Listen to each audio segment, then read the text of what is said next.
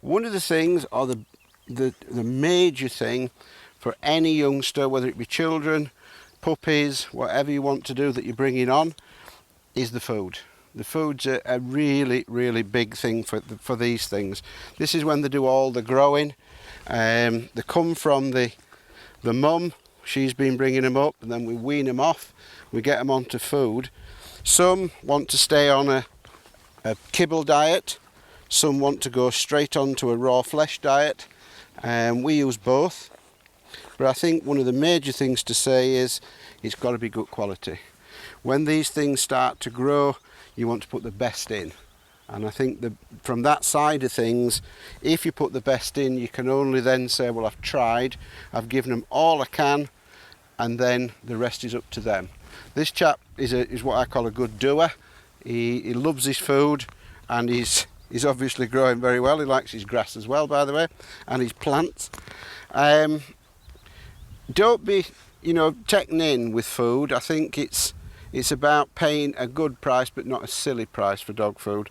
There's some very, very good quality products on the market now, and it's what suits your dog. I like to feed a lot of raw flesh for these youngsters, which I think builds them, and they always seem to settle on it. When they come to us, we do get them onto flesh fairly quickly, and they do really go on it. So don't be worried about, young pups eating raw flesh. As long as it's the right raw flesh, they're absolutely fine. Quantity, it will have come away from the owner, the breeder, and I think we always have 4 times a day. At a young age, we wean them off onto 4. When it comes to you, probably 8, 10 weeks old, it will still be on 4 times a day. Smallish meals, and then build up. I mean, what we tend to do then is get them on to 3, and then just give them a little bit more each time. But then it's just watching how they're doing. If they're doing well on food, you can just slightly hold back. If they're getting too big, too round, and it's not doing them any good on the hips and elbows. And obviously if they're just not settling on it and they're a little bit slim, then just a little bit more. You've got to gauge on what they look like, and you just take them every time. Just look at the bodies and just see. It tells you what they're actually doing and how they're going on. I think they tell you very quickly if you're giving them too much, because it goes in one end and it comes out of the other. So just be very, very careful on that one. But don't be too frightened of putting good food into them. I think if they get a good start, they fare very, very well. And that's one of our main things. We have our own food that we like to use for puppies, and then we grow them on into a different food, but we can go into that as this one gets slightly older.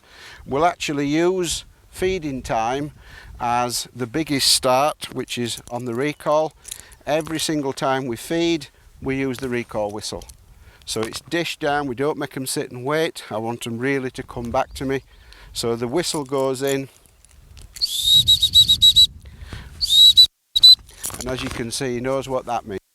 So every time he's fed, he will get the whistle, and then we'll graduate that onto using it, putting him slightly outdoors, bringing him back into the kitchen to the whistle, just to see if it works. But also the name, that's a very, very big one for me, is that they do come to voice, vocal, name command, and to whistle command. And it's just a matter of saying, just in case we forget that one day, he comes back to his name as well as his whistle. Niall, Niall, Niall, Niall, Niall. So he does know what he's called, and he understands it.